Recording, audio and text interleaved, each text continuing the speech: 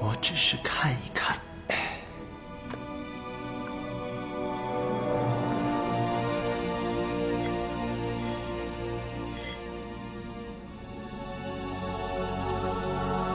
为啥？看这个胖子有没有银子？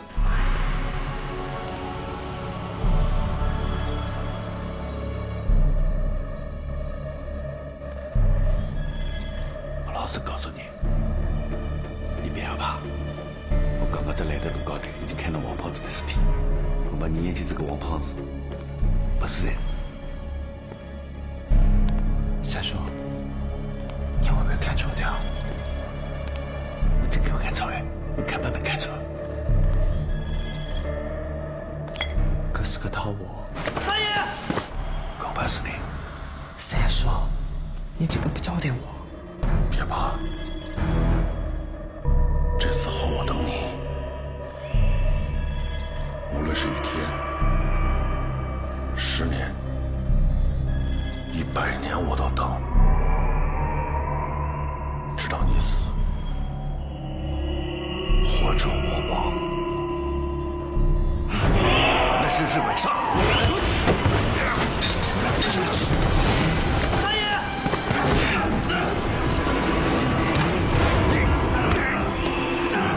胖子，你干什么？住手啊！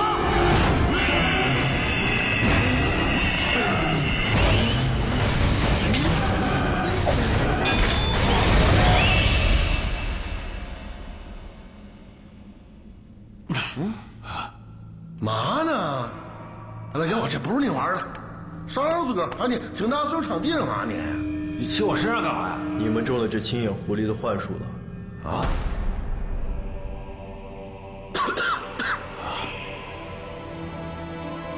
三叔，这具女尸到底是谁？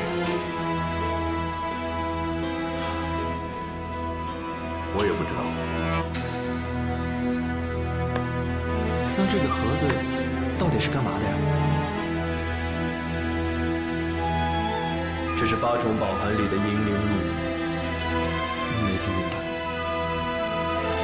就是放舍利子的8个盒子里的最后一重。可是这东西明显比那银铃鹿鼎要小很多。战国的时候，佛教还没传入咱们中国呢。再说这里边装的肯定不是舍利子了，难不成装的是鲁山王的鬼血？那赶快看看呢！这个钥匙应该就是开这个盒子。不是，弄不开啊！你傻啊！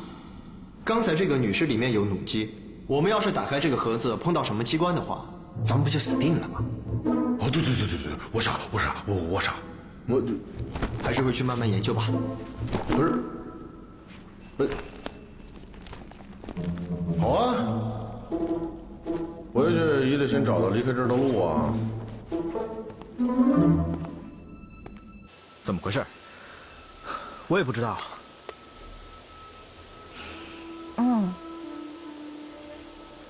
你们俩看到墓里面有什么特别的事吗？我为什么要告诉你啊？就是啊，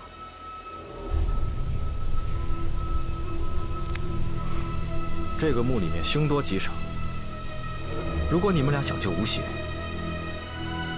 我们可以合作。你在做梦吧？我们怎么可能跟你们这种盗墓贼同流合污？我们不是盗窃文物的。你开什么玩笑？如果我不拿文物的话，咱们可以合作吗？刘太，前提是你们俩帮我救出阿宁，或者至少帮我修复好设备，让我们可以联系到他。阿宁？你们俩好好想一想，在墓里面有发生什么异常吗？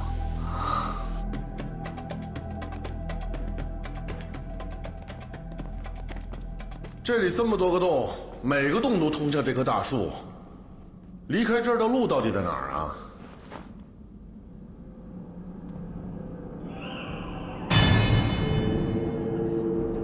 写人来了。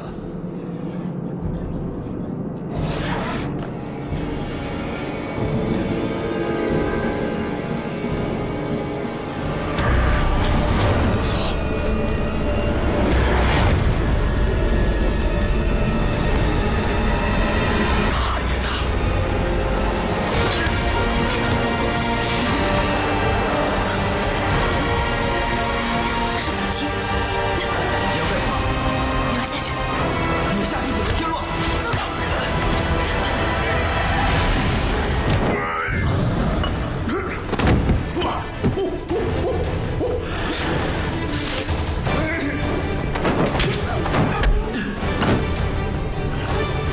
小哥，牛逼，打架的，漂亮！小哥加油，小哥加油，小哥牛逼，小哥牛逼，小哥加油！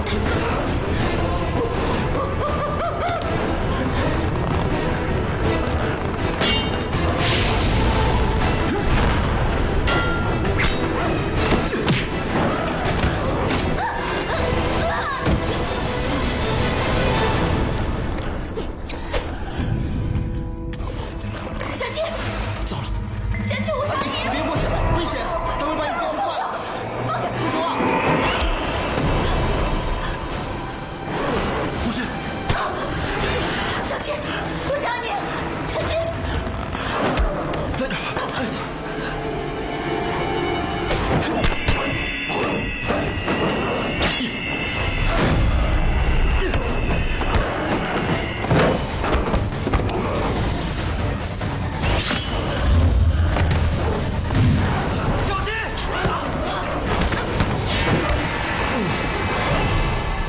继续说。文物呢，一下到古墓里面就有。还有呢？里面有7个棺材，每个里面都有宝贝，你们可以挨个去拿。你这是想让我们去送死啊？啊？我们已经有人死在七星遗棺里。接着说，还有呢？你们不会想连棺材都盗走吧？还是你们根本意不在此？哎，你们到底想找什么呀？不关你的事儿。你们俩还是在这恢复设备吧。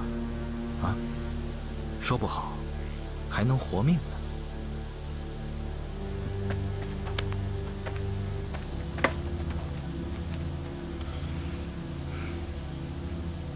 看来他们没有说谎。不过他们应该也没有找到关键的东西。不行！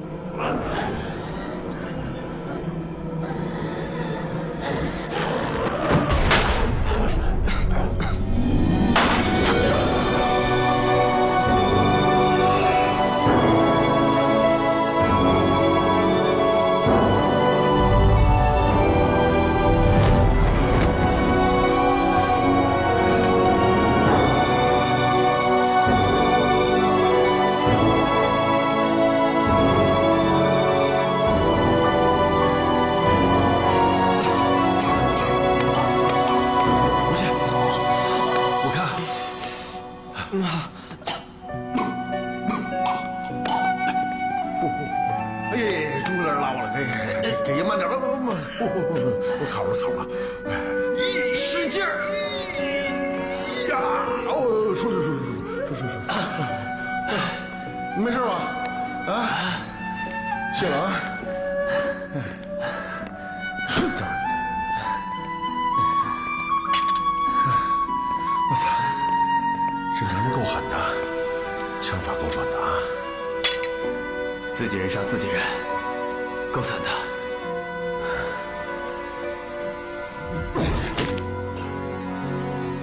是毒血。毒血？这毒血吐出来，人也醒了，应该没事吧？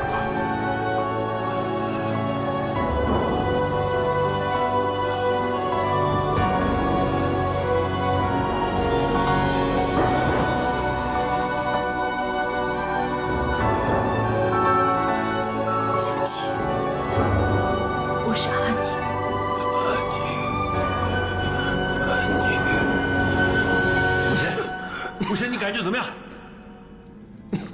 小哥，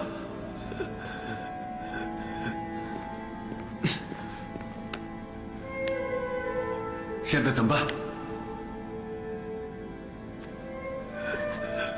你怎么变成这个样子了，小七？我和东子进了一间墓室，我喝了那里的水，产生了幻觉。东子他在西边，别去，有危险。小七。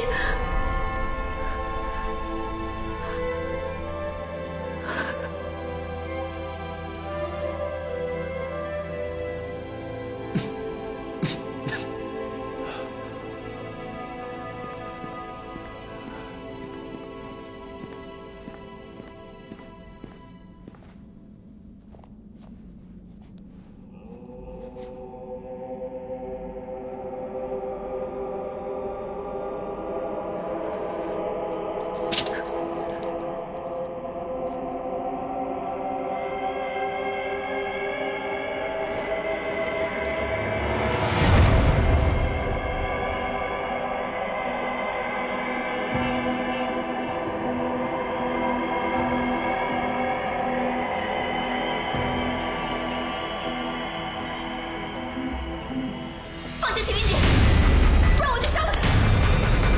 干什么？别闹了，你们成交去。这就是麒麟节。麒麟节是嘛玩意儿啊？阿宁姑娘，你要麒麟节干什么？我要救我的同伴。你疯了？你的同伴已经死了。闭嘴！用麒麟节来换你的命。你的命还是我们救回来的，你还没还呢。数到3我就开枪。1。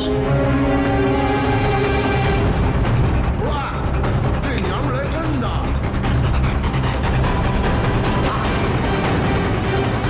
放了，我去帮你打气他。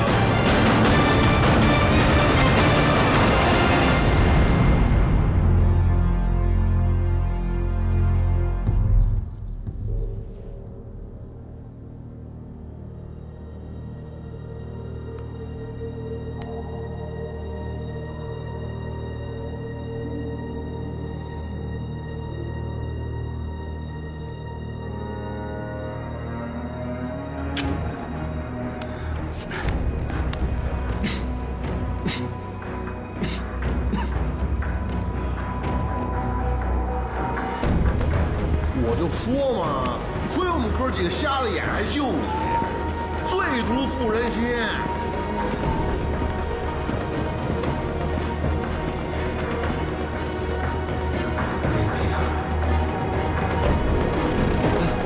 微，你去哪儿啊？帮他找人。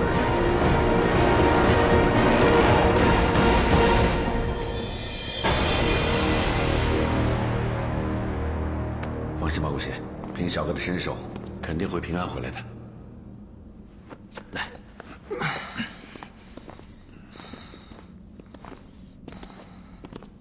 刚才那个闷油瓶给我吃的是什么？三爷，这个麒麟节到底是个什么玩意儿？麒麟节啊，麒麟节其实就是一种很名贵的中药，放得越久功效越好。麒麟节是用来熏尸的。刚才你吃的那麒麟节，从颜色看来，恐怕有几千年了。这小哥的血能够驱赶那些虫子，估计也是吃过那千年麒麟节。这么神啊！怪不得刚才那娘们死乞白赖非要抢这东西呢。啊？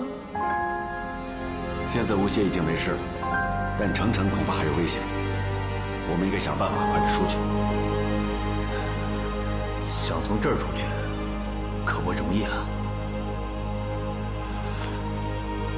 我们现在要从原路回去的话，恐怕是不太可能了。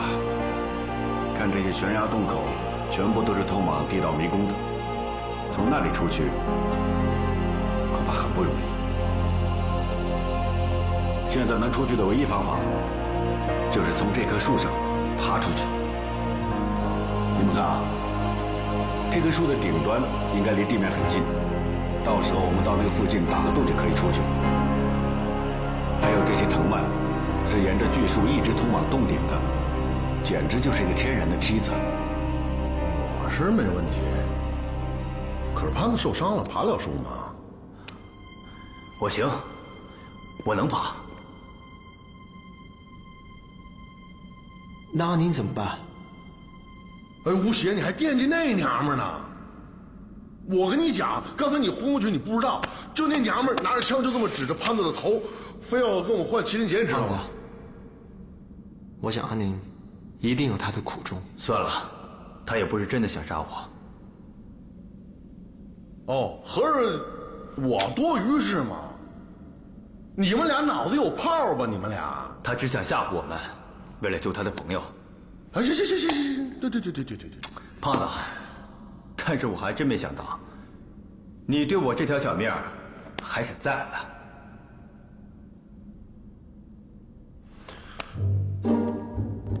因为我爱你啊！好了，毕竟阿宁也曾救过吴邪，如果他真的要对吴邪下手的话，根本不会手下留情。啊，是，你们人多，你们对。哎，胖子，你们都看我干嘛呀？我别看我，我又没说不帮，帮。哎，阿宁，跟我们一块上去吧。你们真以为可以活着出去吗？在下来之前，我就已经做好了心理准备。你们还是为自己打算吧。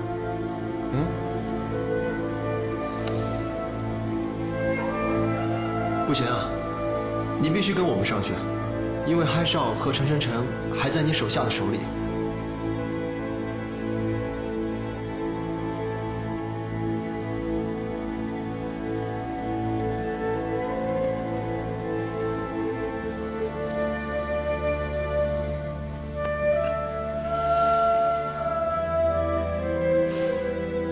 阿宁姑娘，我们在来的路上看到了一些佣兵，应该就是你的人。因为他们身上有些装备我们能够使用，所以就从他们身上扒了下来。我想你是他们的领队，应该对他们负责，去看一看。怎么样啊，海少？谁让你们聊天的？啊！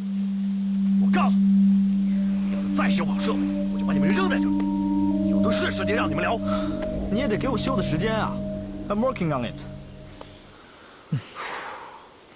还要多久？我们怎么知道啊？大哥，我实话告诉你吧，我们2个人已经很久没有吃东西了，我们脑子已经迟钝的需要能量。你让我们做事可以，总得给我们一些零食吃吧。喝点水吧。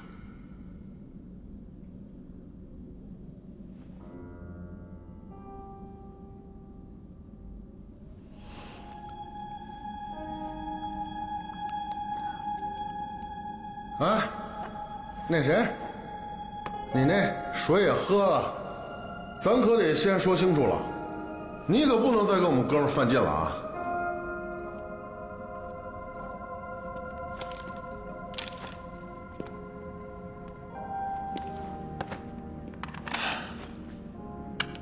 这些都是好东西，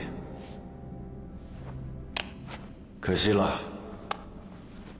就算装备再精良，没有考古经验，来到这里也只有送命。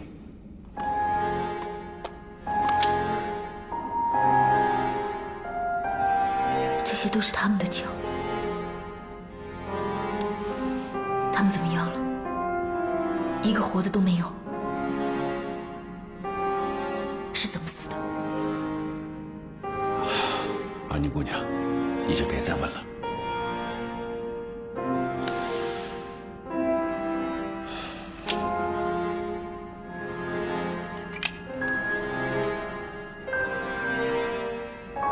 他们都很忠心。你别太伤心了，说不定有几个人已经逃走了呢。你们再上去的话，就不要再来盗墓了。我们不是来偷文物的。那你们是来干什么的？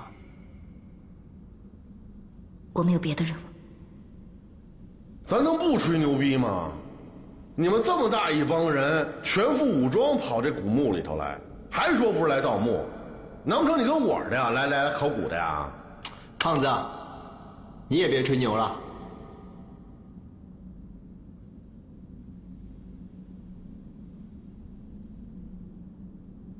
哎，这个就是 AEK971吧？哎，AEK971比 AK74的命中率提高了15%到20%。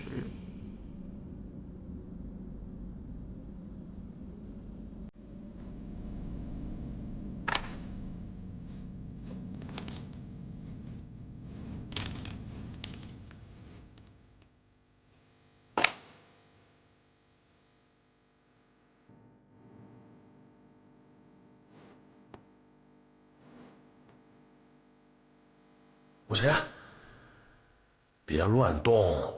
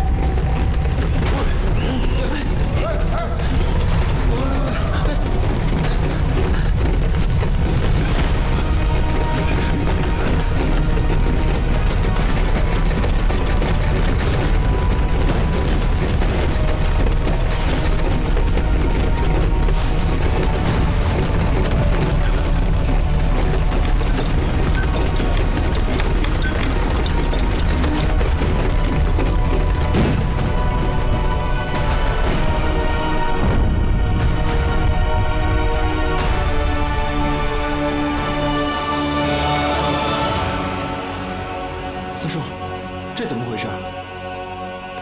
原来真正的棺椁在这里。好家伙，这么大的棺材肯定特别值钱。哼，值钱！你怎么满脑子都是钱？这么大一个你搬得出去吗？还有，你忘了我们这次的目的吗？护宝啊！哦，对，跟你说过多少次了，这个东西叫棺椁，不叫棺材，别老给我丢脸啊！棺椁。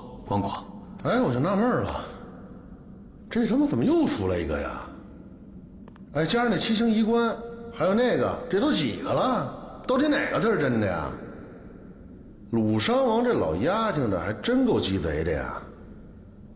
这墓居然在树里边，这个机关是怎么设计的？小三爷，咱先别研究这机关了，这里面到底是不是鲁商王啊？啊？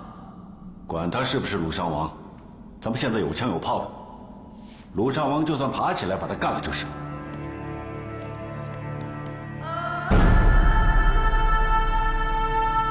吴邪，上面写的什么？我也看不太懂，不过可以肯定，这个棺椁的主人就是我们要找的鲁商王。上面记载了他的事迹，和我们知道的一样。这个鲁商王40岁左右就死了，无子无女。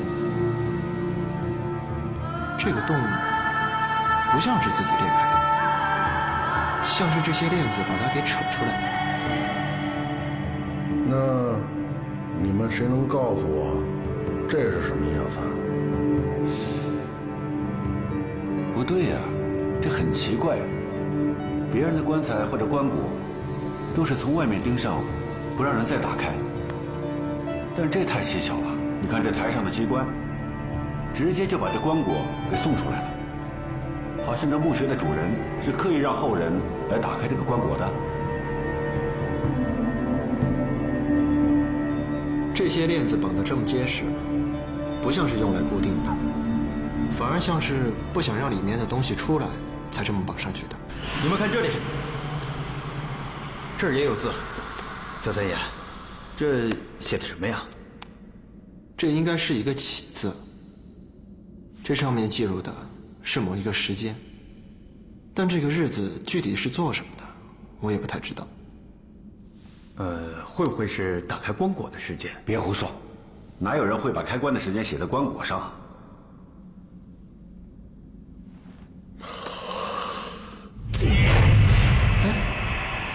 你们听到了吗？怎么回事？会不会是里面有活物啊？我去你大爷的！你少他妈吓唬我！怎么可能？这棺椁封得这么严实，一点空气都没有。哪怕里面真的有人，3000年了，想活都很难。不如把它打开吧。不行啊，三叔，麦幼平之前说过，不能碰里面任何的东西，更何况这是一口棺椁。现在最重要的事情就是赶快上去，陈正哲和嗨少还处在危险之中。无限，就是因为这样，我们更应该打开来看看。其实我刚才说往上走，那只是我的猜测。如果上面跟我想象的不一样，再遇到麻烦的时候，恐怕连三叔也保不住你们。你想想看啊，这里这么多机关，干嘛？这样的设计，说不定打开这个棺椁的时候，里面会有离开的方法和线索。可是三叔，不行，我倒是觉着你三叔说的对。你想，是咱们现在是首要任务是赶紧出去，但你这么想，你说万一咱们把这东西一打开，哎，就从里边找到离开这儿的捷径了呢？你想，这爬树这也不是特别简单的事儿吧？你再加上咱们这儿不还有伤员呢吗？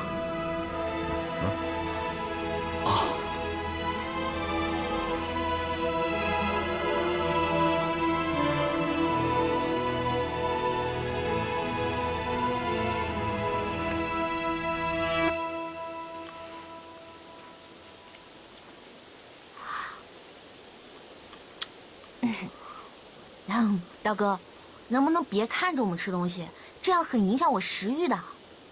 储备粮不是白吃的，如果吃完了还弄不好设备的话，你们俩应该很清楚，会有什么样的后果。你吃吧，我不饿。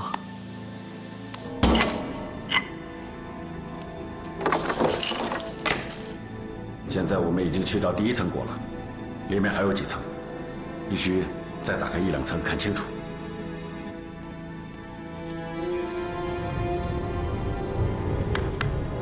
来，数数了，1、2、3。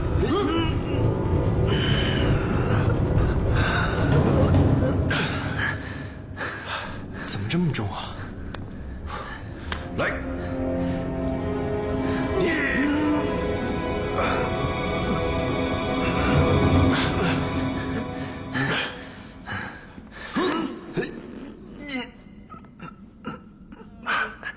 有那么重吗？这么多人都推不开。啊！哎，来，靠边，靠边，靠边！非得逼你们胖爷我出手是吧？让开呀！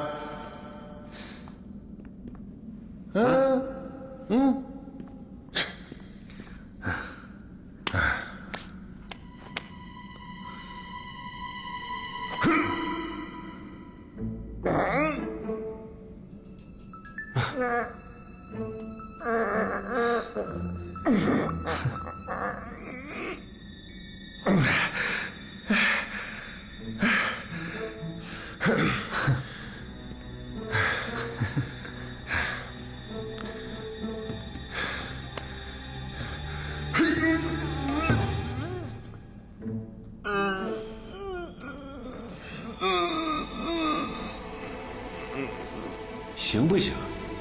不行别勉强啊。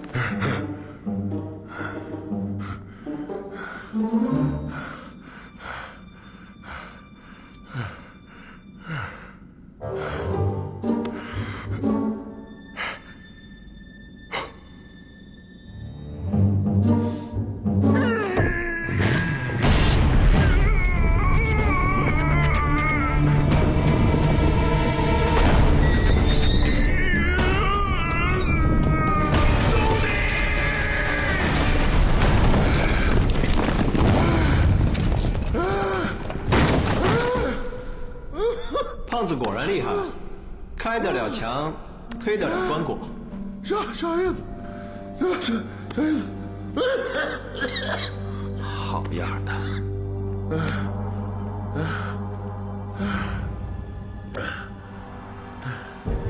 这鲁山王的墓到底是什么规格？一般战国的诸侯王都是2重椁3层棺的。如果现在这棵树算是1重椁的话，我们现在已经算是开了2层棺了。所以说，最下面这一层才是最值钱的，不是最有考古价值的，是吧？这玉也太大了吧？很少见到吧？啊，这块玉是新疆玛纳斯玉，它上面所刻画的是天圆地方之意。现这么大一块玉，必须是完整的，才有它存在的价值。胖子，把它弄上去。来，现在我们剩下的时间不多了，你想好怎么做了吗？先行部队一直没消息，我们也不能干等下去。天黑以后，这里会有巡山的村民经过的，我们不能久留。你再考虑考虑准备撤离的事了。不要再说了，我已经决定了。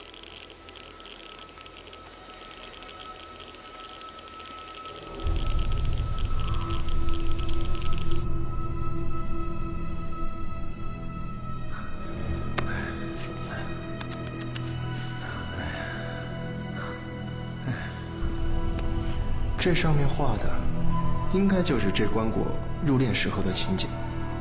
那这么说，这里面躺着的，就一定是鲁山王本人了呗？要想知道里面是不是鲁山王，就只有一个办法，打开看看。哎，潘子，这已经是最后一道棺木了，咱们还是谨慎一点，悠着点。嗯。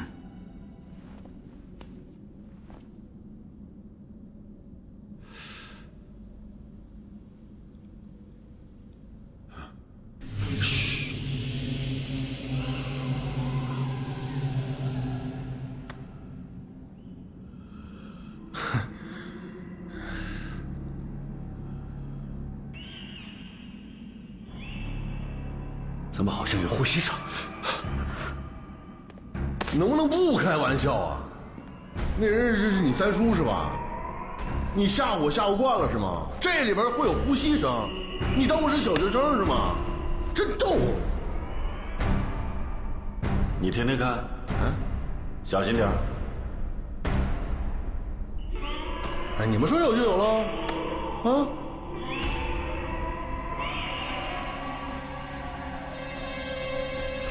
到了这种地步，没有办法了，难道把棺木再盖回去吗？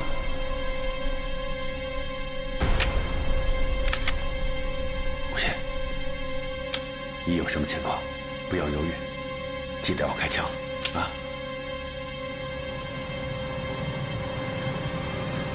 潘子，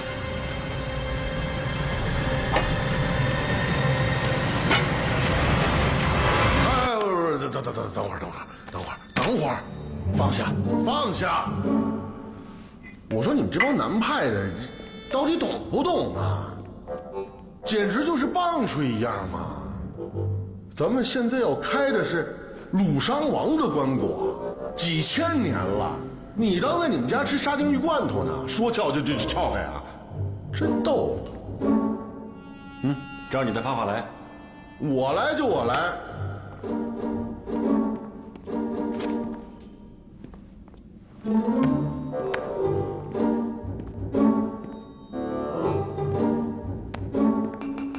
让一让。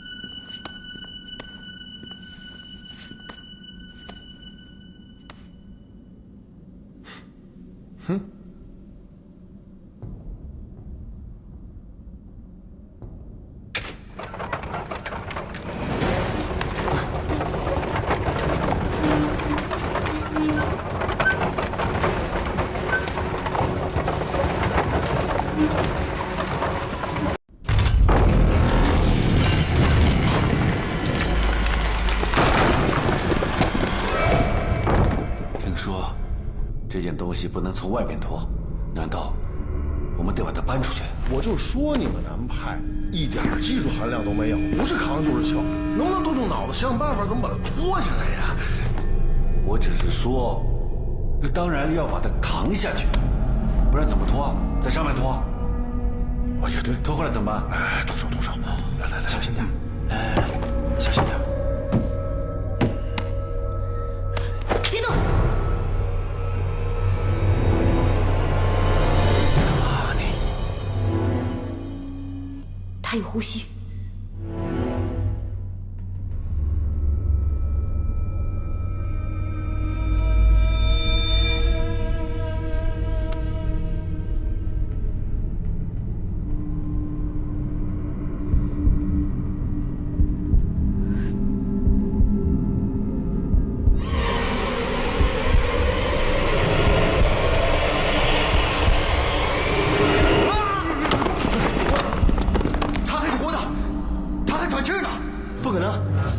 喘气儿呢？之前有没有碰见过这种情况？当然没有。小三爷，不管是什么，给他一枪。哎，不行啊你，三弟，如果是个活人的话，我们不能开枪啊。都什么时候了，你还想这些？不是，他要是活着的话，我们算是谋杀。哎，好了好了好了，吴邪，你未免太天真了。老而不死是为妖，3000年，估计不可能是活人。要是活人，还真的是好。给我们指一条出去的路。哎，三叔，这是什么东西啊？这是他脱下来的皮。哎，这鲁殇王得了什么皮肤病啊？掉这么多皮？哎，别瞎扯了。他每换一次皮，就会年轻一次。你看这皮书的总量，他应该脱了4、5次皮了。哎，不管那么多了，就算有呼吸也好，没呼吸也好。咱们还是要把玉俑拆下来，是吧？太少，这反应太大了，关小一点。这不是我制造的反应，它来自地下。不是你弄出来的。照你这么说，我们跟无锡联系不上了。我还以为这是你的战术呢。这噪音到底怎么回事？这地下有奇怪的磁场，在干扰信号。那这信号忽强忽弱的，也就是说，他们一直在移动，没有停下。这就意味着他们还是安全的。暂时是这样，可是这干扰这么强烈，把他们遇上大 boss。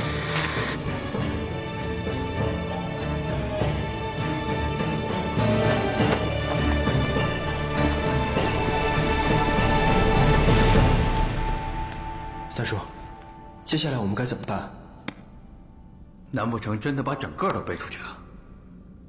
有戏啊？有什么戏啊？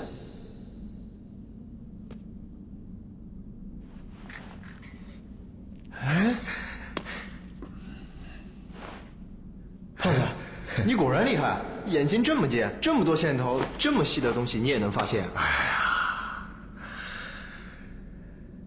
你们这些南派的同志啊，真不是我说你们。从学术上来讲，这个倒斗啊，它是个细活儿，不能着急。哪能像你们似的呀？恨不得倒哪个斗都得一锅端了，是不是？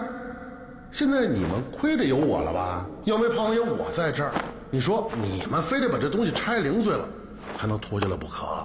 你想想这事儿，我都佩服我自己，真的，我都想跪下来给自己磕一个。你觉得呢？是不是？哎，去你的吧！你怎么不说这条线是机关呢？说不定它本来就在这里的。你这位老同志，你这是嫉妒。看好了啊！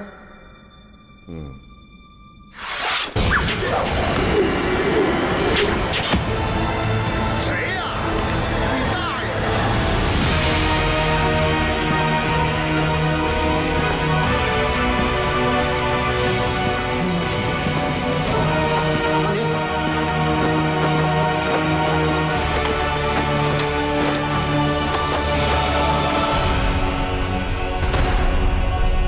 这就是你的同伴。他也是在幻觉中误喝了墓穴里的水，才会变成这样。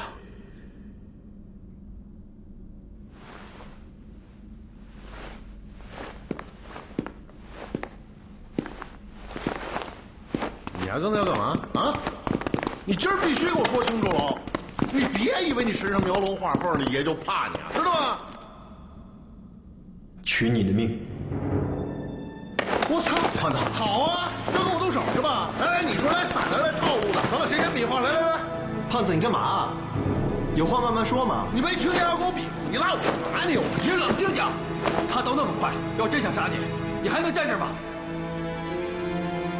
对啊，你想想看，小哥做事总有他的理由的，而且这一路上他没少帮你，你应该谢谢他，是不是？你总得给他解释的时间吧。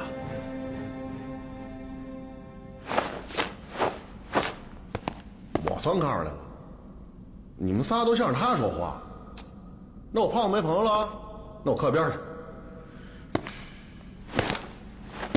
可是你还得给我解释清楚，要胖爷跟你没完。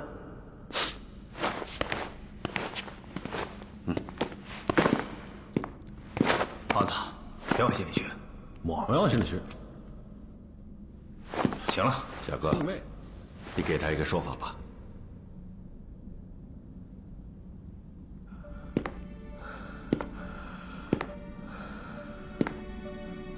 这东西500年脱一次皮，脱皮的时候才能够将玉俑脱下。如果强行扒下，里面的尸体就会变成一具血尸。这个玉俑里的活尸已经存留了3000多年，只要一拉线头，就会马上起尸。我们全都会死在这里。胖子，你听到了吧？他不是想杀你，他是想救咱们。得，瞧见你说的这些还那么一丁点儿道理的份儿上，爷姑且先饶了你，啊？小哥，潘子我是个心直口快的人，我觉得您好像特别了解这儿。你要是方便的话，就跟大家说说，别省得我们老是拿着命去冒险。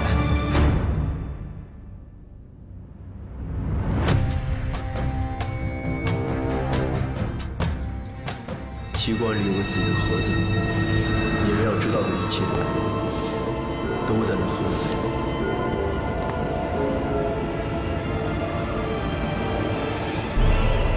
你到底是什么人？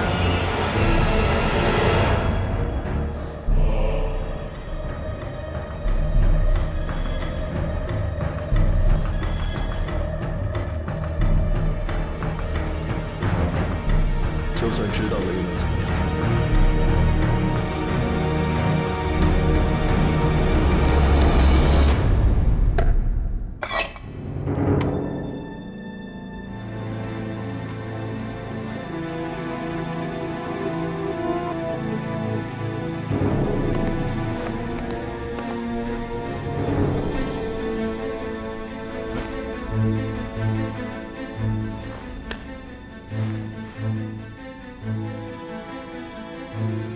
这上面字儿密密麻麻的，太小了，都看不清了。上面写什么呀？这应该是鲁殇王一生的经历。这种文字我以前研究过，不过只能认得一点点。你认识一点点总比我们强吧？你赶紧，你挑那些能看得懂的，跟我们念。我只看懂这里面记录了2件事情，其中一件就是说鲁殇王拿到鬼玺的经过。鲁殇王20岁的时候，就从父亲手上继承了官位，为鲁国军队盗掘古墓，出黄金以凑军饷。有一次，他进了一个不知道什么年代的墓穴里，发现那个棺材里居然躺着一条巨蛇。鲁殇王一刀就把蛇给剁了，强行开膛破肚，从蛇的肚子里挖出了一个紫金盒子。就是青眼狐狸那个紫金盒子，应该是吧？不行，接着说。晚上，鲁殇王梦到这条巨蛇来寻仇，他说：“我想杀就杀。”鲁殇王在梦里又把这条蛇给砍伤了，正要取蛇头的时候，这条蛇突然开口求饶，求着他说：“我的身体已经被杀了，如果意识再消失的话，我将永世不得超生。”这条巨蛇告诉鲁殇王，那个紫金盒子里有2个宝贝，可以保鲁殇王位极人臣，并且告诉鲁殇王如何打开盒子的方法。鲁殇王深知此事只因天知，不应该公诸于天下，于是就把那条蛇给剁了。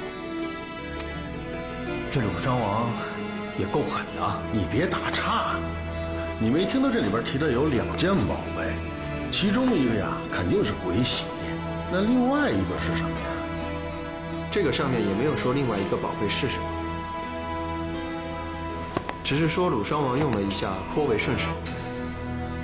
虽然蛇已经死了，可是鲁殇王还是觉得不安心，于是把他的下属以及随从连同家属全杀了，连刚满月的小孩都不放过。这个鲁殇王肯定是中了什么心魔，要不然不可能这么残忍。你看你又打岔，你别说话行不行？你认真听，天真说行吗？你说他一个人不可能杀得了这么多人，对吧？那肯定用那盒子里宝贝了。你赶紧念念后边怎么回事。你那么能分析，好像你能看得懂一样。不然这样好了，给你看啊，你告诉我们来。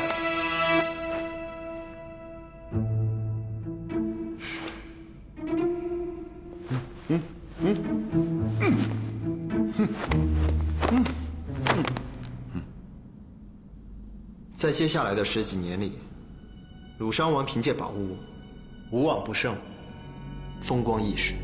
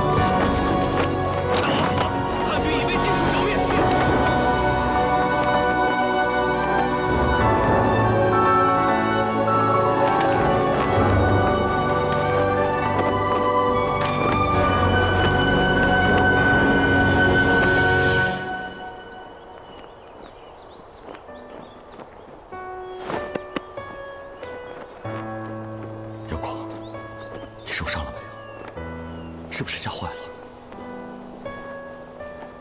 臣妾没事，是大将军救了臣妾。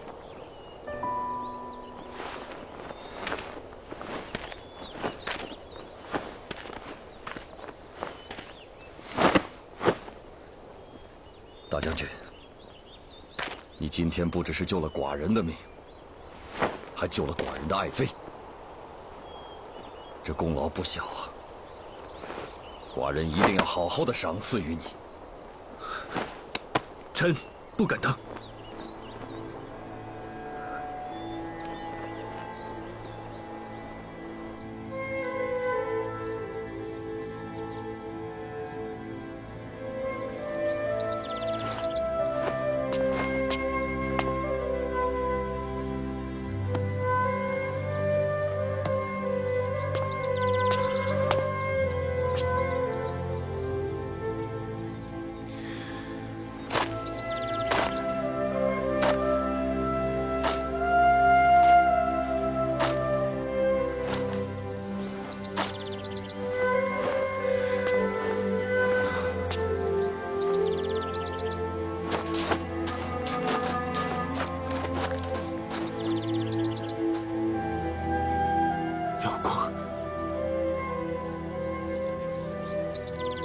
你唤我来做什么？瑶光，你怎么会？我怎么会成为鲁公的夫人？怎么会不等你回来娶我是吗？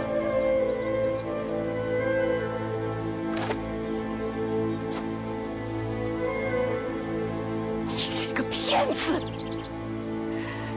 当初你说你为了我建功立业，可是你一去不复返。这么多年，竟连一封信都不肯给我。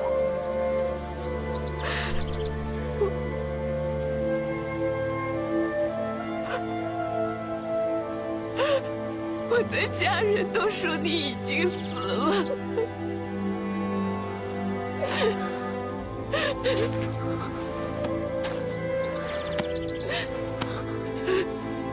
他们都说你已经死了。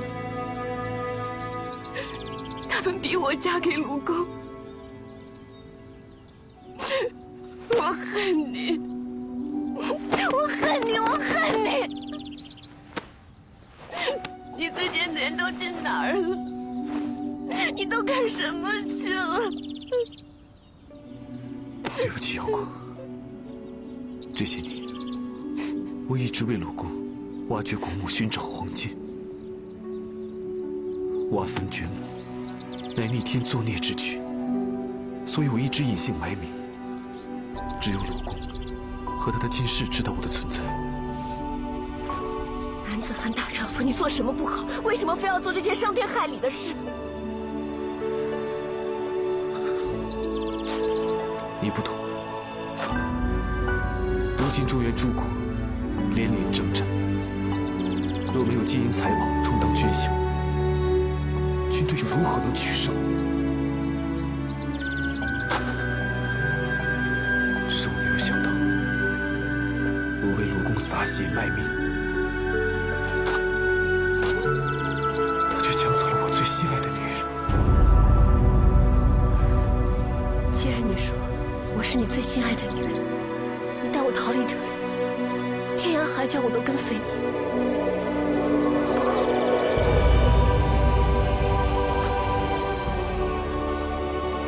这园子怎么打扫的啊？快扫一遍。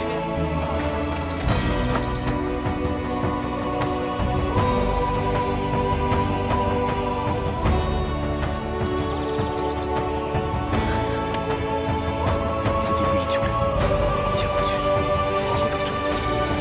我一定会回来带你走。你放心，这一次我绝不再让你空留。若有半句假话，让我天堂不来回。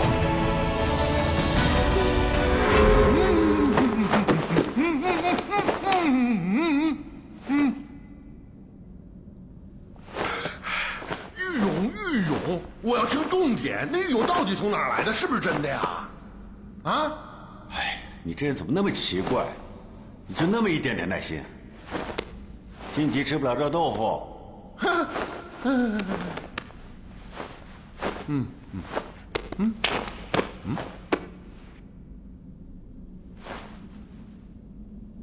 过了没多久之后，鲁殇王的身体出现了很多的毛病。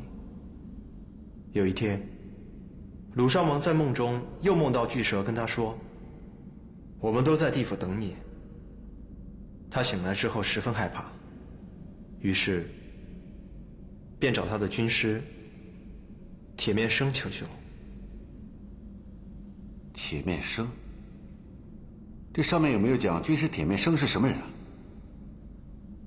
没有提过，只是说这个军师精通风水。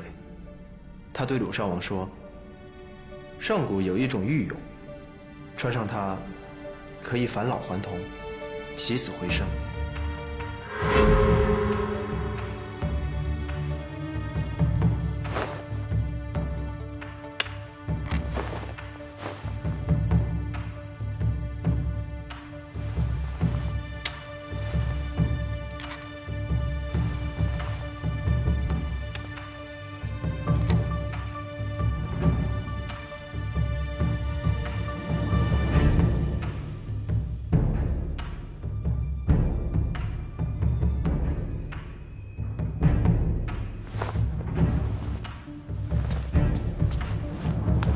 我挖掘了无数的荒林荒冢，斗过了无数的妖魔鬼怪，得到了无数的金银财宝，却丢失了一颗美人的心。只要是将军想要得到的东西，属下一定尽力。这里没有什么将军，也没有军师。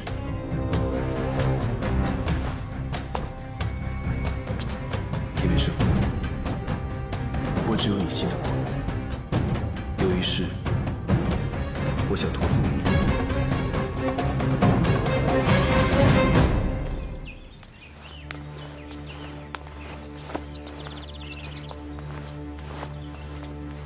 夫人这边请。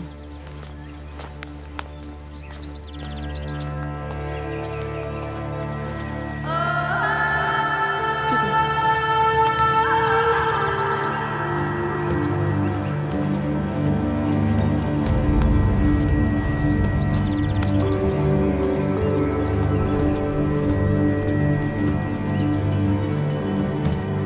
夫人，奴婢不便再前行了，大将军就在那边廊下等着。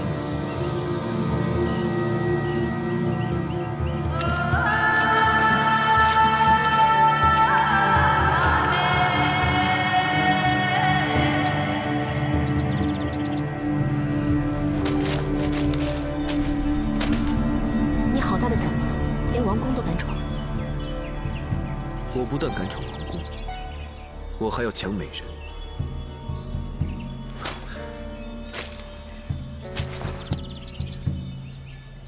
邀功，我想好了，我要带你走。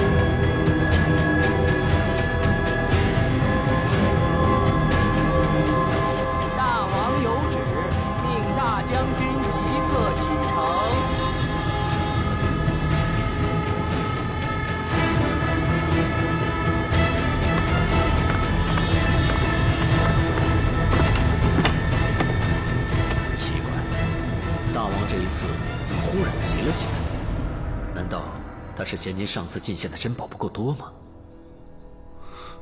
糟糕！我本打算这几天寻找时机带瑶光逃走的，如今大王忽然让我启程，我去了，恐怕夜长梦多。可如我不去，又怕大王立刻会起了疑心。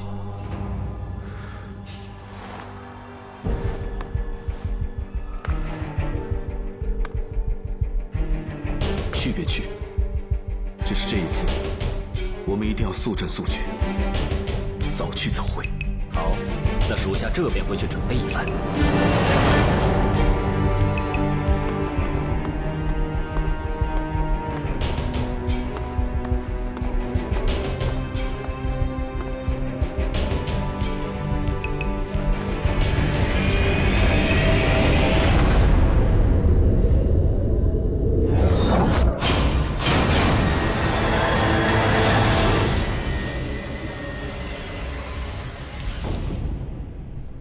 瑶光，我想好了，我要带你走。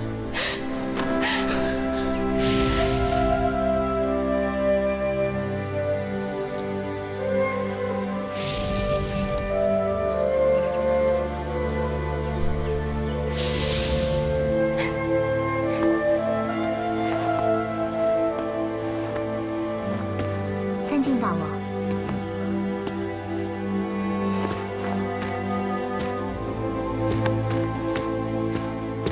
臣妾参见大王。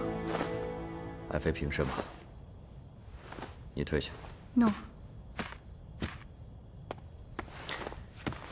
爱妃，来，快些坐下。走走走。看寡人给你带了什么来，喜欢吗？我给你带上。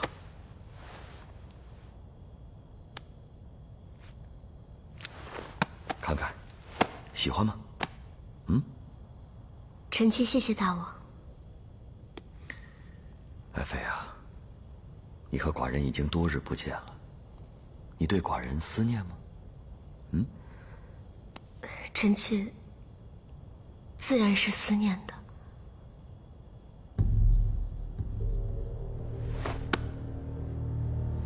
爱妃啊，你的思念恐怕是另有其人吧？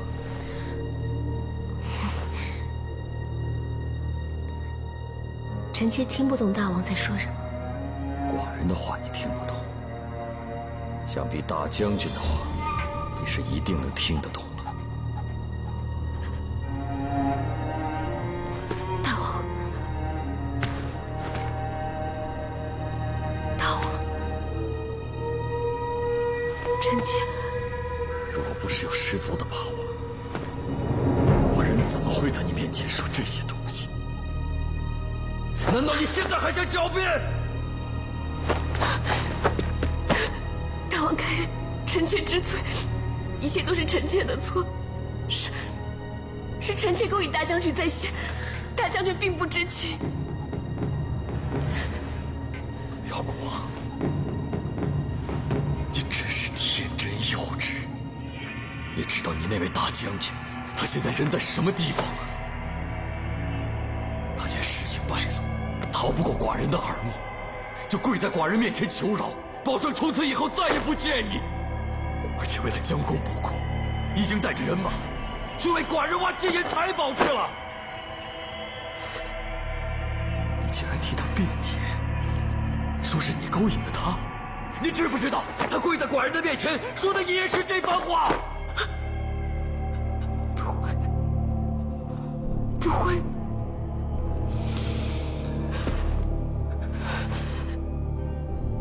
瑶光啊瑶光，寡人这样深情地对待你，你却把你的真心给了那个负心薄义之人。你真是傻得可爱，傻得可爱。不会的，不会的，不会的！你回来！你还要去哪儿？你骗我！我要去找他！我要去找他！你放开我！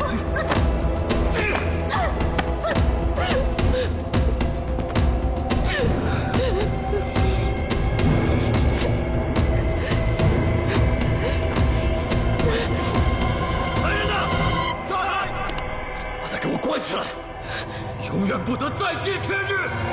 放我出去！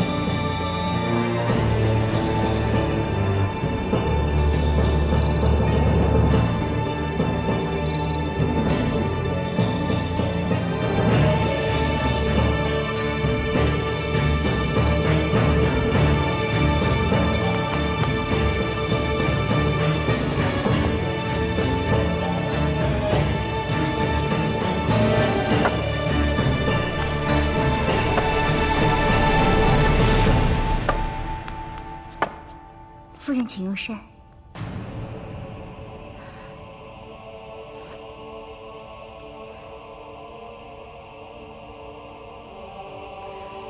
如月，这汤有些凉了，去热热吧。诺，夫人。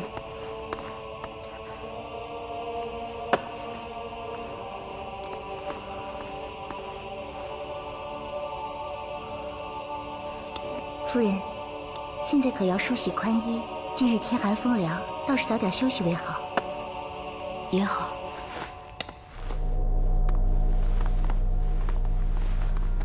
如月，这是我写给大将军的信，你想办法交给大将军。现在大王什么都知道了，我怕他对大将军不利。他要是问起我来，你只说什么都好，万万不可让他担心。记住了吗？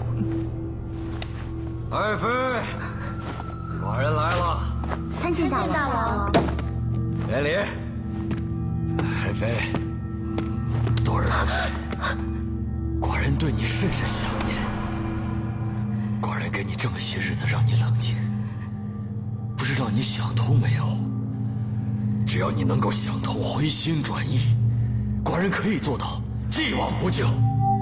大王，您喝醉了，早些回去休息吧。爱妃，寡人今日来，不就是来安歇的吗？大王，大王，大王！你们都给我退下！诺，大王。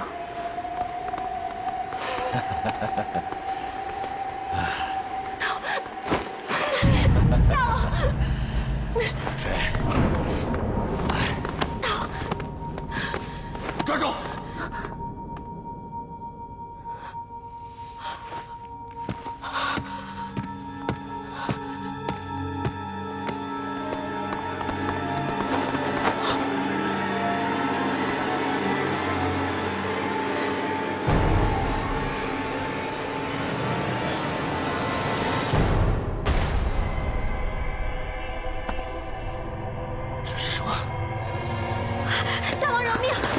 不知道这是什么？这是什么？儿呢？在！把这个贱婢拖出去斩了！大王，求您饶了他们！大王，饶了是这贱婢他做的，大王，你放了他们，大王！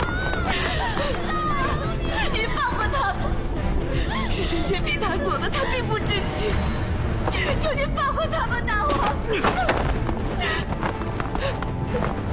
个贱人，还有脸替他来求情，罔顾寡人对你的一片深情，时刻念着你的贱妇。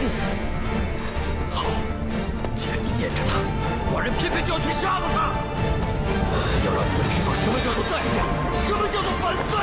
大王不要！大王，大王，臣妾知错了。大王，求你不要杀他！臣妾知错了，臣妾知错了，臣妾答应大王，臣妾再也不见他，只要他饶他一条你走开！